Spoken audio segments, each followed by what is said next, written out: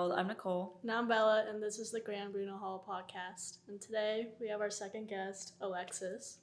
Hello. Alexis, tell us about yourself. Yeah, of course. My name is Alexis, as they've said. I am a sophomore Spanish for the workplace major. I'm currently trying to contract a second major, pre-modern studies. And I'm originally from Toluca, Mexico, but I've lived here in Birmingham for about 16 years or so. Awesome. Great. So just like right off the bat, I know that you're involved a lot around campus. Can you explain your positions and what exactly you do? Yeah, so some would say I'm too involved, considering I'm usually seen running around the place. I guess one of the bigger ones would be I am an orientation leader for both, at least for this past year, I've been for both fall and spring. No, not fall and spring, fall and summer. That's the one. I'm trying to become a spring orientation leader right now, but that's not until the end of January, so fingers crossed. Yeah, I love doing it, and it really connects me with a lot of the freshmen, kind of as like a mentor of sorts, kind of guiding them through. I'm also a peer mentor for the Panther Peer Mentor Program. So I'm kind of in the same role, just more directly involved with like a select group of students that like applied for it. Yeah. Then I'm got so many positions. I'm on C3, which I know you're a part of. You're on the exec board. I'm part of the general board for the Latin American Committee. I am the assistant director. Hopefully, working my way up, we can get it going. And I'm trying to remember anything else. I'm also a tutor. So don't know how that happened, but I'm a Spanish student now, so if y'all need help, hey. Okay, awesome. And like you said, on C3, how has your involvement in C3 kind of helped you out at BSC? Because I feel like C3 is one of those organizations on campus where it's a lot bigger than Birmingham Southern. It affects us outside of campus too. Right. Well, I would say being involved in C3, it's not easy because of course you're in a position of power where you are directly influencing the way that people on this campus and even outside of campus view diversity and inclusion. Yeah. And one of the ways I try to really hone in on that is by kind of not I guess the word wouldn't be indoctrination, but kind of slowly easing people into knowing what I do, what people like us, what we're involved in, what we believe. I've known many, I told my parents this, I'm always trying to promote events and everything to if it's public can come in, I'm always promoting it. And I'm also I'm here for learning. Yeah. And thankfully, BSC's campus is one that promotes that and actively nurtures our curiosity and creativity. So I'm very glad to get to do that. Yeah. So you mentioned your peer mentor. How do you think being a mentor to someone so close in age is important today? Yeah. So I guess this will go into a segue later, but I'm a first-generation college student, and I'm also an immigrant. So growing up, I didn't really have that many resources to kind of help me transition from one space to the next. I remember in high school, I was always kind of trying to figure out how I would kind of make it in life because we didn't have that many resources to actually kind of work our way into that. So I've always kind of been of the mindset that if I can help someone that I know is in the same boat as me, or that even just with small things, I'm always there for them.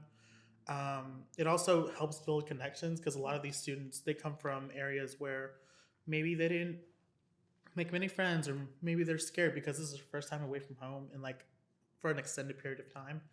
And that's something we kind of talk about, where we have to make sure that they feel comfortable enough to come to us for any questions, whether academics or where to find certain things. I helped one of my mentees, they were taking some art history courses, and I have a lot of connections in the tutoring aspect of that because a lot of my friends are tutors. So I was able to help them hey, this is a person you might want to know, and they can tutor you in art history because they are a tutor here. And so really fun. Yeah, yeah.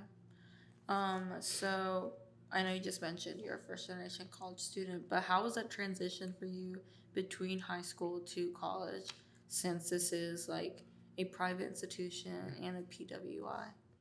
Well, it wasn't easy. I'll say, I'll say that. Um, I will say this college in specific is very good about making sure you're not left out. Like, even during orientation, there's been many opportunities where I've got to meet people.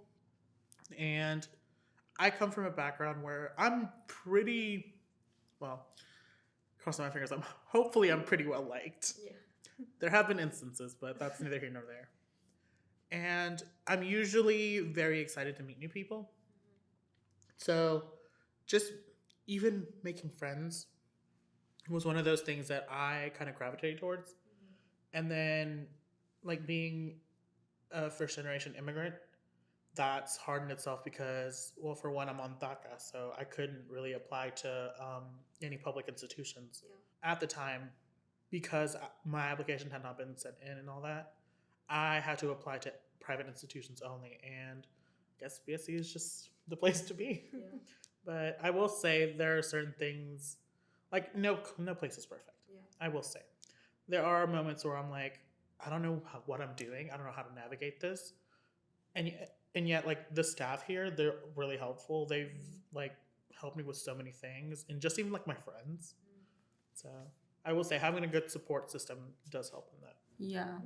And I like how you mentioned, I feel like whenever I'm talking to high school students who happen to be on DECA or something like that, they don't know about private institutions and how like you can apply to those places and still get financial aid, even if it's not a lot. You know, you can still get financial aid and have a greater opportunity at a private institution. Right. And like when I tell them Birmingham Southern, most people just cross that off like their list like just right away. Why do you think that so many students aren't aware of these like solutions that they provide? Like when you think of a college fair, you think, oh, let me go see what these colleges have, what they offer.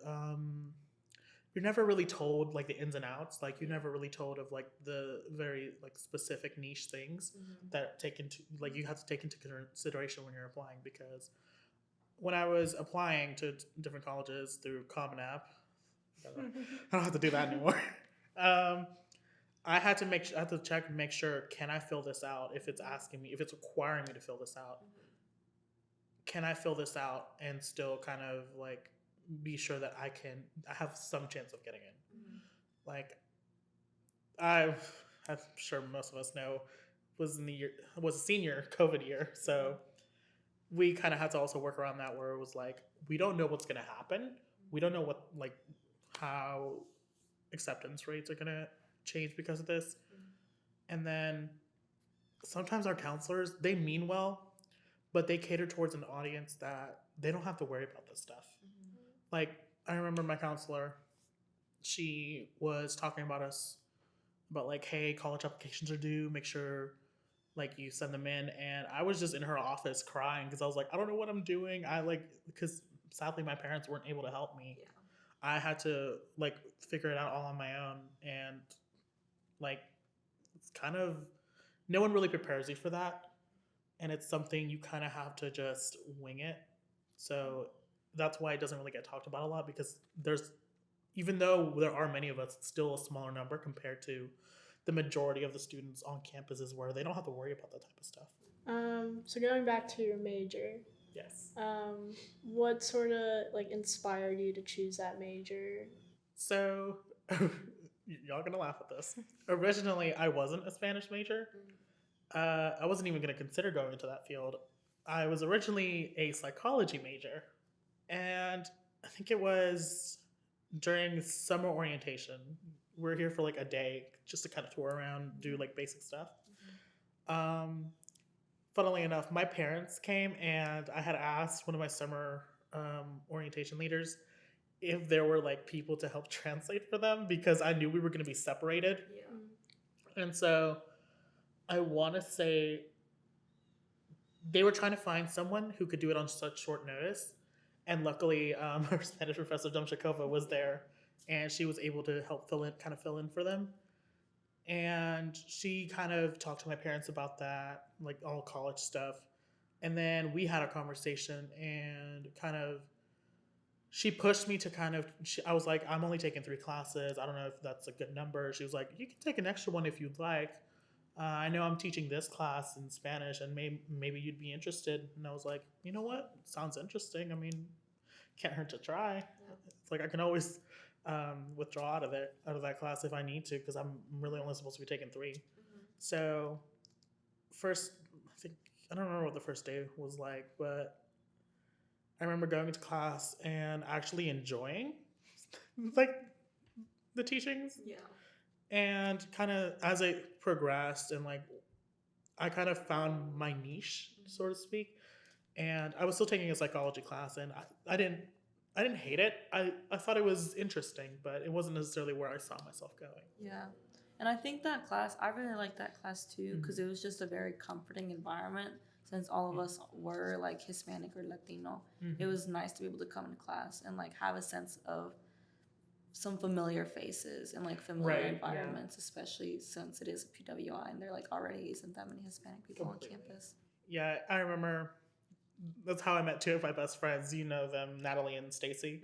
I will say that class, it doesn't, when you go to college, you think of like big classrooms, like the professor is like lecturing on and on, because that's how we're taught. Like our professors are like, when I was in college, we can do this, we can do that. I just sit in the back row, I have to record my lessons and everything. And coming here, I was like, oh, so this is like high school but smaller, and you guys can actually have like a one-on-one actually with your professors, and there's like a sense of community. And that's one of the things that I really love about this place. And then going back to what you said, like during summer orientation, and like having to ask for like a translator for your parents. Like I definitely know that experience, and know like being separated and having to like worry about your parents while also worrying about yourself. Right. And I don't think that many people like understand that. And like a couple months ago, admissions asked me to go with them to a college fair that Hika was hosting, and I was gonna go anyways to like help out. But while I was there, like I realized that the admissions counselor who was with me, like she prepared some stuff in Spanish, but it wasn't that much. And it's like, never enough. It's never enough. And then it was like you have to break it down even more for these parents who like don't have any experience in the college setting. And so it was mostly me like trying to explain as much as I can in Spanish. And like, how do you feel about that? Because like for admission, like run me my check admissions, they still haven't paid me, and I did free translating for like an hour and a half. Start to zoom in on my face. Hey, run us our money, please. But like, how does it feel to have like that double kind of like worryment for you and your parents? There was a comedian on TikTok, I don't remember their name, but they were joking to an audience about like how they're basically like a paralegal since they were like 9, because they're like, I've been running a TurboTax in my in my living room since the age of 9. I'm over here coming to 3rd grade, and they're like, did you do the homework? No, I just did my taxes. Like, it's very much that energy. Because I don't know, I'm pretty sure you've had this experience. Your parents will give you like legal documents or like documents in general that they don't know what it's saying. Like, even just like school newsletters, they're like, okay, what's, and I'm over here like, I'm 9. Exactly. I'm like, I'm an 8-year-old. I'm like, I don't know what like schizophrenic means. I don't know what this word says. I'm just trying to do basic math.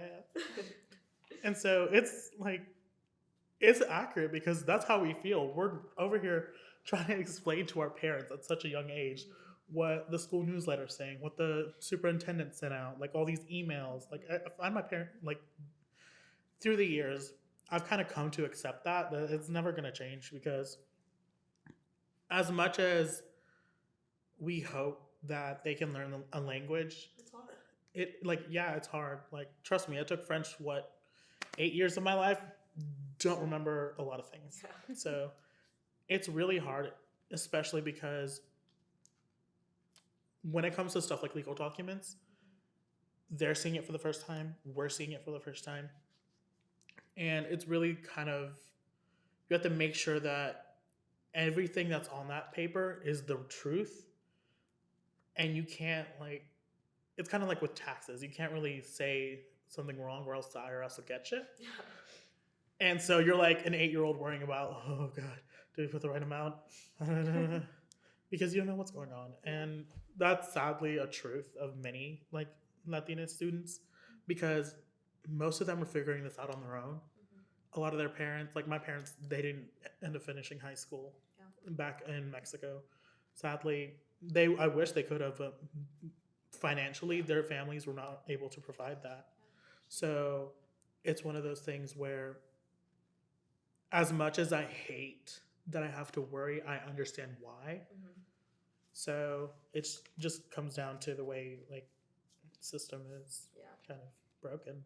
Facts. Moving on. Sorry for this No, very you're good. lame question after that very deep talk. Who was the most important mentor in your life? So I actually have a couple, but the main one that I can think of, her name is Kelly Breland. She was my 11th and 12th grade high school biology teacher.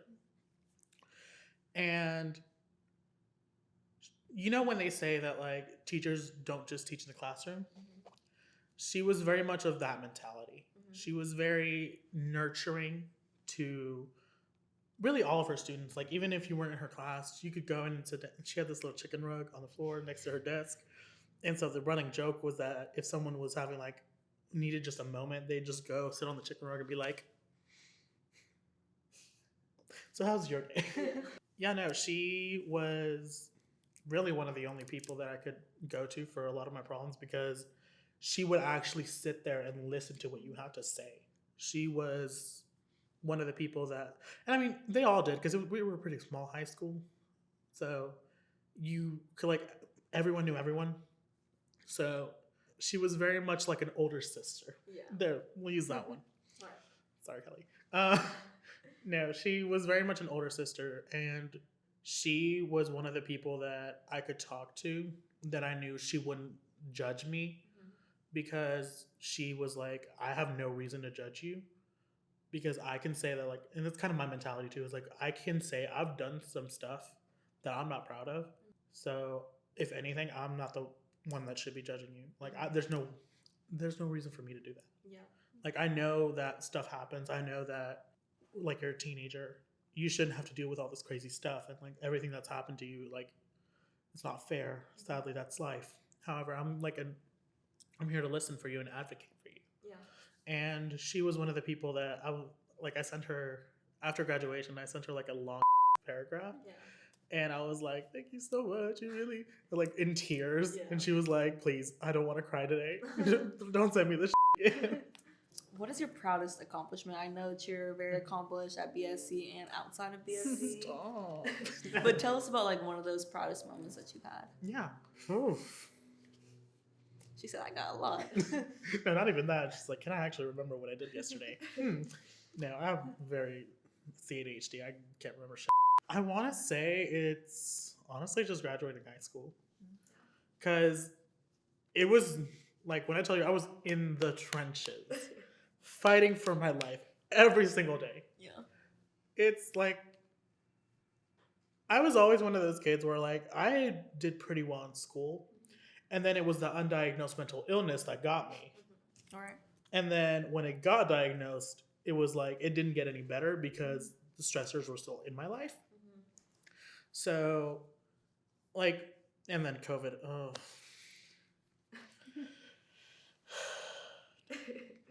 I can't do it. No, it's too dramatic. No, I did pretty well. I mean, you always kind of start off bumpy because in high school you kind of like once you get into like high school, you kind of transition out of that like mindset that you were when you were younger, like the whole work ethic and stuff. So starting off high school, I was like, okay, I did okay. You know, it got better my sophomore year than my junior year, and then COVID hit, and it was downhill. I was like, well, don't know why I'm taking calculus. I'm not going to do anything math related. I don't know why I'm taking it. I had a choice for pre-cal. Don't know why I'm taking it. So it was really that. And then there were just a lot of things in my life that were like vexing to a point where I was struggling just to like even get up in the mornings. Yeah. Like I remember there was a time where I I got to school every morning, and it was like I would go to homeroom and we would kind of wait there, like pull up our laptops, Yeah. and like just click the Zoom meeting, like because there was like 8 of us in the room, but there was like 30 people in the class, so they had to spread out across the room. The teacher would be all the way at their desk, like mask and then like everything covering them. Yeah. Then we would be like all separated. We click the Zoom link and be like, "Hello, everyone that's at home, Yeah. safe, in their warm bed." And it was, I don't know, it was just a lot of things that came crashing down into that one moment, because I remember just they went to go to their second class, and my second period was like in a whole different building because I went to JCAB and we were attached to Shades Valley, and they have a technical academy, which is like a mile or so away, that you have to get bused to. And so my second period was at the technical academy because I was taking IB art. Yeah. And that morning I was just like, can I just stay in your homeroom? I was like, I can just email Mr. Ross, be like, hey, is it cool if I just stay over? I'm not really taking this for a credit because I already have the IB credit. So you don't really need me in your class. I just needed a filler. He's like, yeah, go ahead.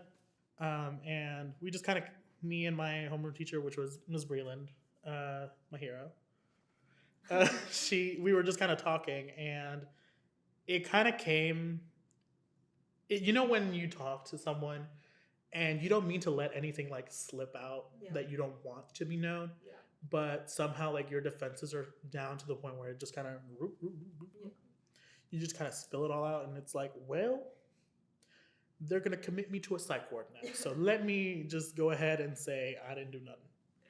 Yeah, no. I ended up letting know about certain events and the unhealthy coping mechanisms that I had been using. And it got to the point where I was literally on her floor crying. And she was like, I would love to help you. However, I'm not like trained for this. So I will go get the counselor. And turns out our counselor wasn't either, because she wasn't technically a counselor. She was an academic counselor. So she was like, go to the actual counselor now. So just me in tears walking across 2 buildings just to get to a counselor. But yeah, no. After that, I kind of had to make sure I was not on the brink of crying myself to sleep every night and just kind of making it through. And thankfully I did it. And here we are now, graduated high school. My parents gave me my school colors on a ring to kind of commemorate that. Period. Awesome. Congratulations on that. Thank you. So sort of with that, you seem very meaningful with everything you do, and you're very active. What are some of the goals you're currently pursuing now? Yeah, so I'm really all about mental health and I guess diversity. Going back to diversity and inclusion, I love to make sure that everyone knows that they feel they're in a welcoming environment. I'm currently taking a class, homelessness in Birmingham, where we not only learn about like homelessness, like in a general prospect, but like we also learn about the stigma behind it, like the reasons for stigma, like certain events that have happened in the past, like with the Great Depression and Hoovervilles. But we also look at ways that different organizations and different nonprofits kind of help a marginalized community, because really, well and truly, homelessness is an issue, like a social issue. There are many things that lead to it, and many outcomes of it that are quite frankly not good. Like we have many issues, and so kind of one of those things that I've kind of opened my mind to is there is a way that I can help, and even just by like going out and volunteering at like shelters. Like we went this Tuesday, we prepared a meal and fed at a homeless shelter. We fed a bunch of people there, and it was like gratifying to know that I can help these people even just by giving them a meal. Like I can make sure that someone at least has enough food to eat, somewhere has like a place to sleep, I can make sure that people know I'm there for them and that I'm someone they could trust. Yeah. Is that the class with Stephanie Hansard? Yes. I love that class. I took that love class Stephanie. last E-term. Stephanie's amazing. I love Stephanie. She's so amazing. That class, I feel like, literally changed my life. I took that class, and then, like, the semester before, I took American Inequality with Dr. Kent. And it's, like, both of those classes together, like, completely changed my opinion. Like, I felt like I was already, like, opinionated on the subject. Right. Like, But you don't know that much until you actually, yeah. like, look at the numbers and look at actual, like, statistics and Yeah. actually get on site and do the work. It's really amazing. It's really amazing, and then it's just like, I don't know, half the class left me a little frustrated because, you know, Yeah. like, obviously, like, so much, I'm like, I wish I could change it all, and then trying to Right. explain it to other people, because a lot of people in my class, it was kind of like it was a half and half between Stephanie Hansard and then Dr. I forgot his name, but he's a business professor. And so he would say the business side of it. And so, Right. like, half of us were like, oh, yay, Stephanie. And then the other half were, like, business bros who didn't really care about Yeah. homelessness. And so it was, like, trying to explain to them, you know, why do you think that someone should be, like, left on the street, like, starving and freezing? And then going outside the class trying to explain to people, like, you know, poverty is an issue. It's a systemic issue. It's not just, like, these people are lazy. Like, Exactly. that is not what it is. Yeah, and a lot of that comes back to stigma Yeah. that we have had enforced on us throughout our entire, like, childhood even. Like, I remember my parents going, like, being, you know how they, in the church, they're like, you know, help thy neighbor. If they're struggling, your duty is to help them. And yet we see contradictions of that all the time from supposedly religious people. Yeah. An example, I think my grandmother, like, I love her. She's religious to her own extent. And she also believes, you know, help thy neighbor. But a lot of the contradictions I've seen were from her and from my parents, where it's like, no, don't give them money. They're going to use it for drugs and alcohol. Yeah. But what they don't realize is they may be doing that, but it's also like, if they're doing that, it's usually because they are already, have an addiction, and withdrawal symptoms can be lethal. Yeah. So what they need is actual help. They need to actually, like, detox of that addiction in an actual, like, safe environment. What we don't, like, sure, giving them money might not solve it, but it'll at least keep them alive somehow. Yeah. So where do you think that you'll be in 10 years? I know that's like a very big kind of, like, question, but where would you like to see yourself in 10 years? Well, ideally out of college. Ideally. Probably be in school for, like, the next however many years of my life, considering I'm trying to work to that PhD, but, you know. Ideally, huh? I said that's a lot of school. Ideally, I would like to see myself, one, out of my parents' house, because although with inflation and the economy in the state it's in, I doubt that's going to happen. Yeah. You know, but someone can dream. I can dream. I'll be, what, 29, 30? Oof. If I don't see myself in school, I would hope that I would be actually putting into work what I have studied for. So ideally, I would see myself in, like, a position where I'm working as that. I'm, like, maybe as an interpreter. Like, I know, like, we get paid a lot of money, like, because that's cheap. Or just, like, giving back to the community. I mean, I love working with, like, community outreach programs and stuff like that. So maybe going into that, like, social work or something like that. So what's something you love about yourself? Well, what isn't there to love? Exactly. Catch all this. No. I would say I love that no, that's a lie. I'm not a forgiving. Well, no, I can be a forgiving person. Sometimes. No, I really like that I'm able to make such quick friends with a lot of people. I feel like I'm pretty good at kind of gauging situations and seeing when it's appropriate to do certain things. So one of those things is, like, I can kind of gauge, oh, is this person okay? Like, even just, like, going up to people and talking and being like, hey, how are you? Alexis, what's your name? Like, what do you study? Or, like, what are some of your hobbies? Do you want to come do this with us? Or, like, it's a big group, we're all going this place or something. You know, that one friend that kind of doesn't stay in one group, they're kind of like, they kind of spread themselves, not thin, but, like, they're kind of all around. Everyone knows them. They're like really good friends with everyone. I feel like I'm that type of person because I have like a bunch of different friend groups that together don't really make a lot of sense. Yeah. But I say that like, hey, I like all my friends. You're a people person. Exactly. I would not be able to say that earlier because I was an introvert all throughout middle school. Did not like anyone. So we noticed that you dye your hair a lot. We stalked your Instagram. So we wanted to know which has been your favorite color so far. Yes, zoom in on this dead hair, please. No, favorite color. You know, I love it. What was it? I'm trying to remember. There was it wasn't a green. It was like a dark blue, but it was like a really dark blue, and I really like that because when it faded. Although it did fade kind of green, my hair was just orange and dead enough that it kind of canceled it out somewhat. Yeah. So I really like that color. I also love a good purple. Purple.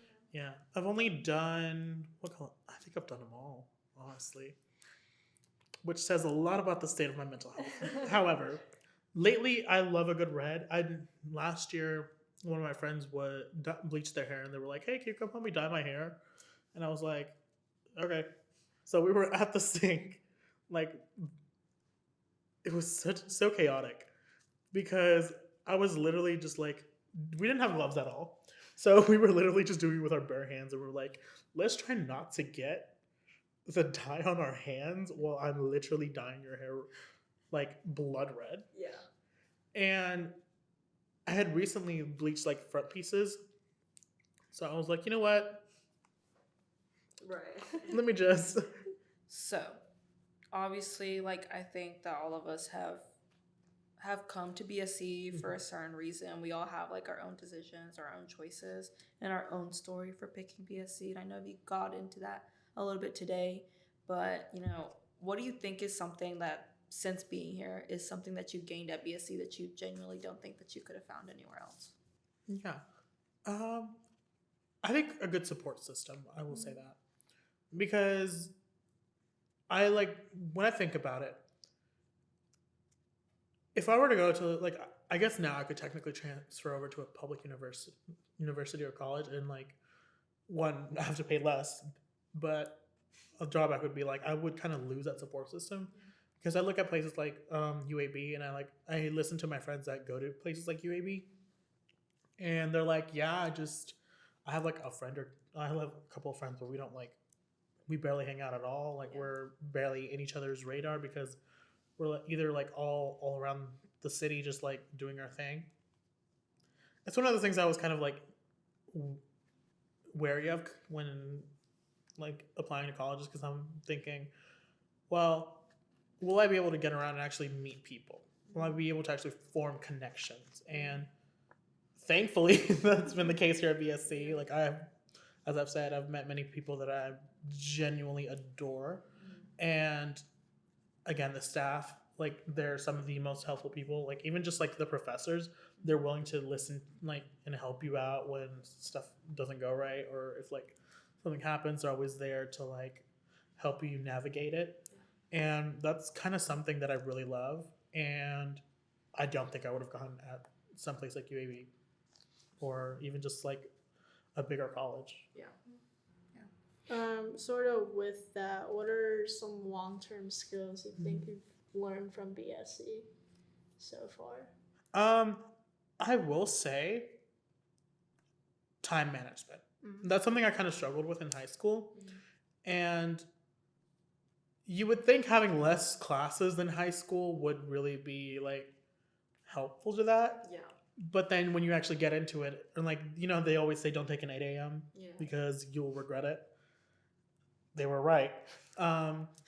It really teaches you a lot about, okay, I need to make sure that I have enough time to like do the reading. I have to know I have enough time to go to work because like I'm all over the place.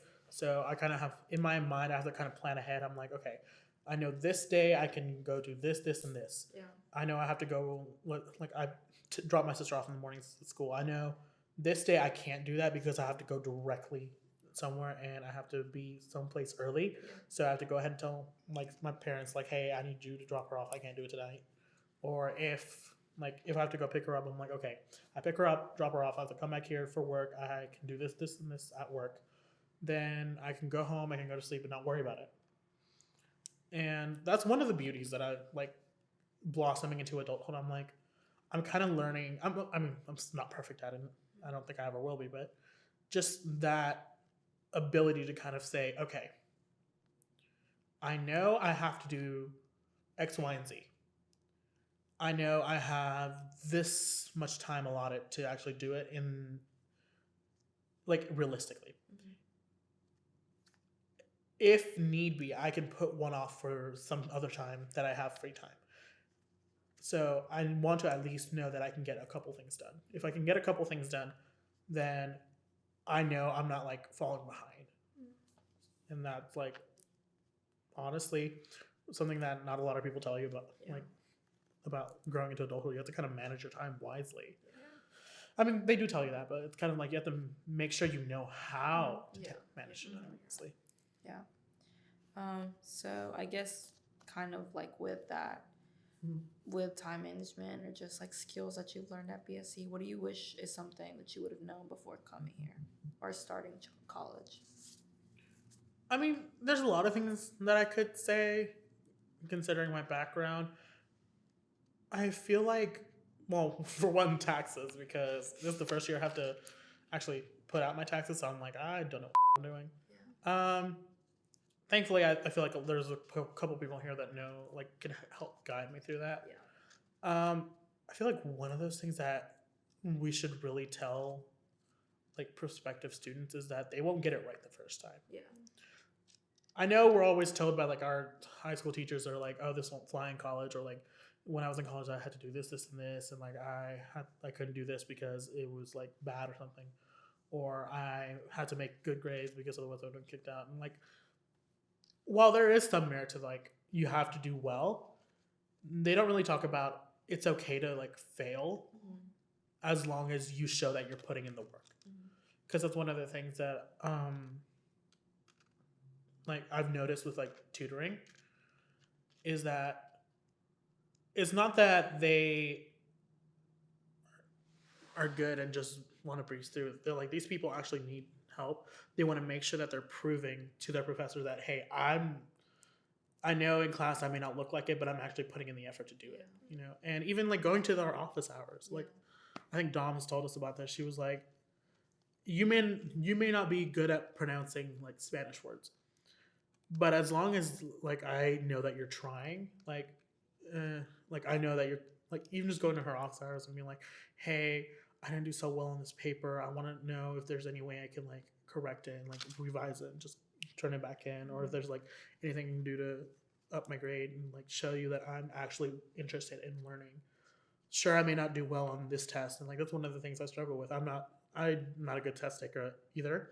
So, but I'm pretty good at writing essays. So it kind of balances out. Yeah. And you have to know, okay, I'm not good at this, but they know that I'm actually putting in the time and effort to get a good grade. Yeah. I'm putting in the effort to make sure that my life doesn't, like, go downhill. Right, of course. So moving on, sort of an obvious question right now in these times, and, like, the elephant in every room on this campus. What are your thoughts and feelings about the recent news surrounding the school? Kind of, I don't want to say this because it kind of sounds mean, but kind of already saw it coming. Yeah. I'm not going to lie. It was kind of already in the air, I want to say. I mean, there were already rumors going around, which, I mean, is bound to happen. We're a small school. Right. Like, most people know each other here. And even if they don't, they know someone that knows someone. And it's like, so things, like, get told around, so it's not really surprising. That and, like, just, I don't want to say overhearing, but kind of, like, being in the vicinity of that conversation. Because you're always like, well, I know it's happening. They don't want to say anything, but I know what's happening. Yeah. Like, I know they don't want us to worry, but it's like, at this point, the entire student body knows. Like, like, we're not joking with ourselves. And like, I was like, well, at least they acknowledged it. Yeah. Yeah. That's all. All we gotta say. Yeah. Yeah. Okay. So just last question before we wrap up. Mhm. Obviously, you've talked about all the connections that you've made within BSC, Mhm. but how do you think that those connections will carry on with you outside of school? I hopefully, crossing my fingers, they will continue to become like even just more fruitful relationships. Yeah. I know I always talk and say I have a lot of friends, or like I know who to go to for certain things, like who's good with like emotional issues, like with dealing with emotional issues and stuff like that. Who's good with like this and that, or who needs my help, or who I know I can go to for like, hey, something happened. Can you come help me with like, let's say, move a couch or something? Yeah. I guess one of the kind of going harkening back, one of those things that they don't tell you is that, or at least I wasn't told a lot, is that you really meet a lot of people that are going to impact your life a lot. And you don't really think about that as like a high schooler. You're just like, I just want to go to college, get a degree, and make money. Yeah. You know? But you don't really think about like all the connections you build and kind of how it plays out into your adult life. Because as much as I want to say I like know what I'm doing, I don't. As much as I want to say my friends know what they're doing, they don't either. Yeah. We're all just kind of, it's kind of like harmonic chaos in a way. We're all trying to figure this out together because none of us know what we're doing, but in figuring it out together, we're kind of building each other up and making sure that we know we have each other's backs. Yeah. And I think that's the real beauty in finding your place in the world, kind of just building connections with people that you know have your back and you know that they trust you, because ultimately we're all just trying to figure this out together. Yeah. Yeah. Beautiful. Oh, do you have your special item? Oh, yes. So before I show this, I do not condone the author of this book series. I was a traumatized child, okay? So, Oh my god. listen, I have to tell the story. So, I don't know if I can see this. It's a wooden replica that my dad made. Oh, he made it? Yeah, so Nice. as a kid, I was really obsessed with Harry Potter. And I think, what was it?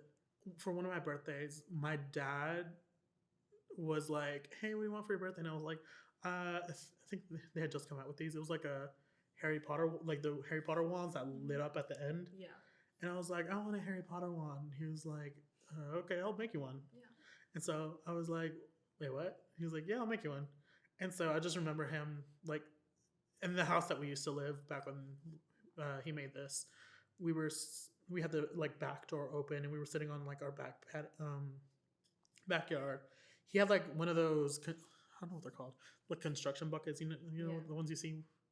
And he was just like sitting down, just kind of carving away. Yeah. And it took him a good while to do it. And then afterwards, he was just like, here you go. And I was like, it's my favorite thing now. Yeah. And, and so I was just like playing pretend with my sister. I was like, hey, hey, hey. But yeah. That is really cool. It has some wear and tear, but it's Yeah. still like, it's still pretty good. Like, Yeah. you guys will, like that, this man Really cool. worked his ass That off. is really cool. Yeah, that's Make it. beautiful. And And you you can know see it's the- gonna last forever. Yeah. Oh, it's lasted since I was like 8. Yeah. So it's lasted at least a good 10 years. Thank you so much for watching, everybody. Thank you for listening to the Gambino Hall podcast. Catch us on our next episode. Thank you, Alexis. Thank you so much. Bye.